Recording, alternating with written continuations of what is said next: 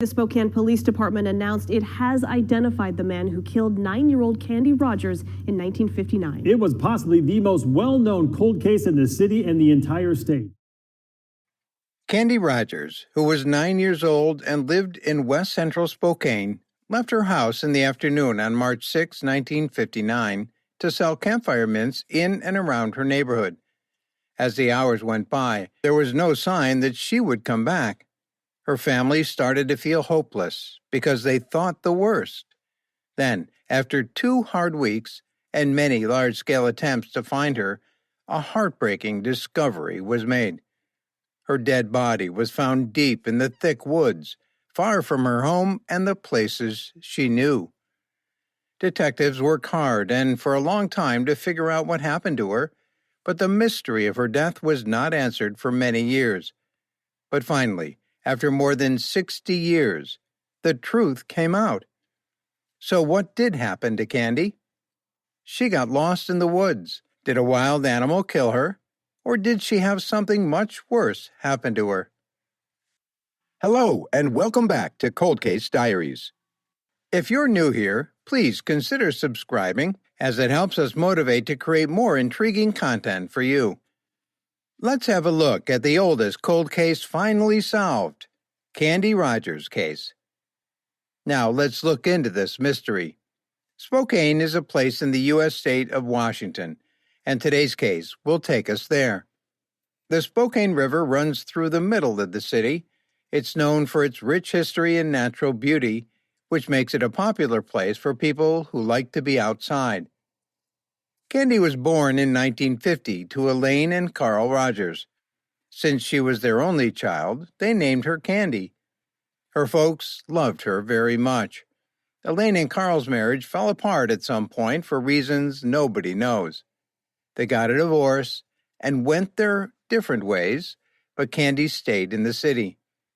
The city's also known for the Lilac Festival, which is held every year to celebrate the growth of the city's flower. Everyone could see that Candy was becoming a smart, happy, and bright young woman with a bright future. But no one thought that a terrible event would soon take Candy's life and shake the whole town to its core. Candy went to school on March 6, 1959. On that day, she came home. It was Friday, and she was excited to hang out with her friends. On that fatal afternoon, Candy joined a group of young women selling chocolate door to door. No one knows what happened after that, but she didn't come home at around 5:30 p.m. Elaine's worry grew around 6 p.m., and she was sure that something was wrong. She told Candy's grandfather, Stanley Newton, right away because she knew it was odd for Candy to be outside this late. Elaine kept listening for the sound of Candy's feet coming up to the house, but she never heard them.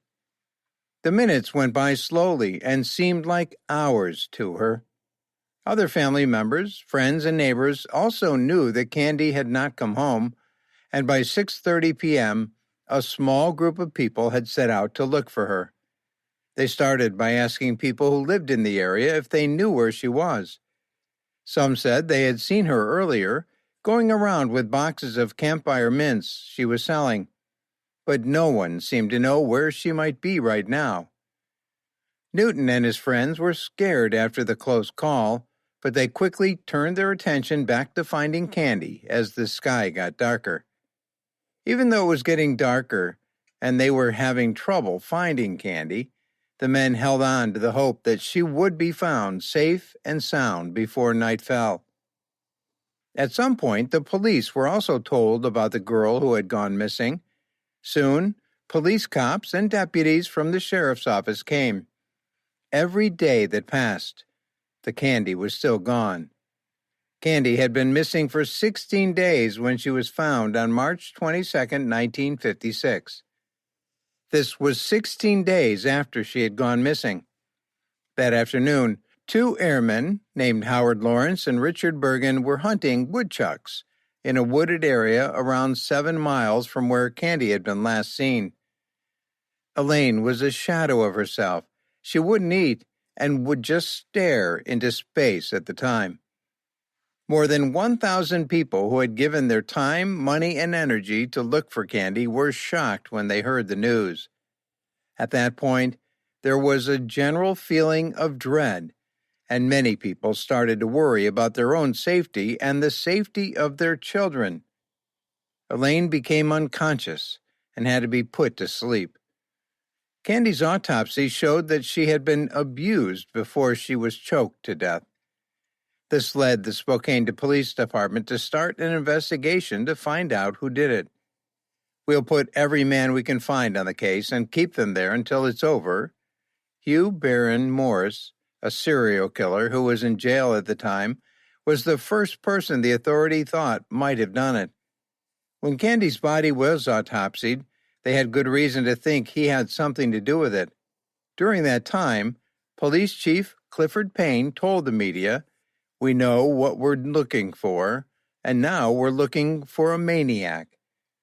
Candy was finally laid to rest, and her family members who were sad about it hoped that her killer would be caught as soon as possible.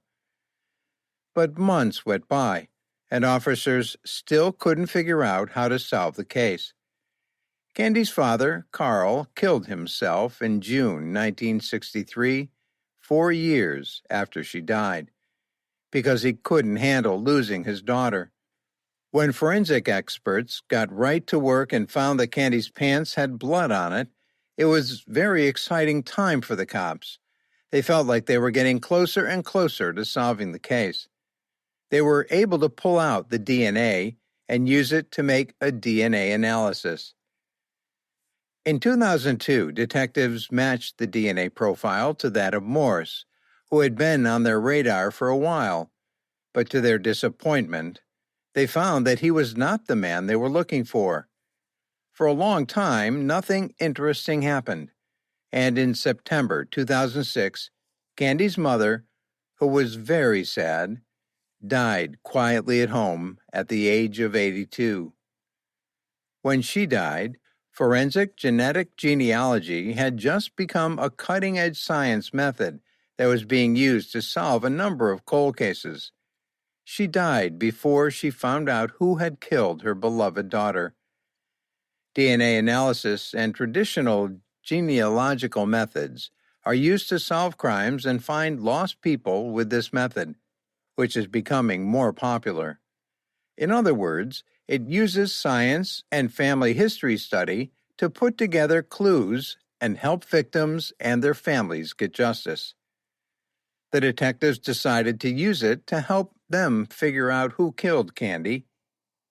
Brittany Wright, a forensic scientist with the Washington State Patrol Crime Laboratory Division, was put in charge of the case when a DNA sample that had been kept in the freezer since 2001 became available. The sample was then looked at again to make sure that it was the same as the original offender's DNA profile from 2001. Once this was proven, she did a diagnostic analysis to see if it could be used for forensic genetic genealogy. The sample was then sent to a private investigative lab, but this didn't help because the lab couldn't work with a DNA sample because it was too old. The news totally crushed the detectives' hopes, and they could hardly hide how sad they were. After this, it would be a year before police got a lucky break. They found out about a lab that could work well with DNA that had been broken down, like the DNA in Candy's case. The name of the lab was Othram, and it was in Texas. Brittany called them to see if Candy's case was qualified. When they said it was, she sent them a small amount of the rest of the DNA sample for testing. 6 months later, the lab came back with an answer. John Andrew, Reigh Hoff, and another brother were all named as possible suspects. But it turned out that all three had died a long time ago. Detectives did more digging and found out that one of the guys was one of the three brothers. When they found out that John had a daughter named Kathy, they did background check on him and discovered that in addition to growing up in Spokane, he lived about a mile away from Candy's home at the time of her murder. Kathy said she gave a DNA sample to the police, which they then looked at. The finding was shocking. Kathy's DNA was 2.9 million times more likely to match the suspect's DNA profile than the average person's DNA profile.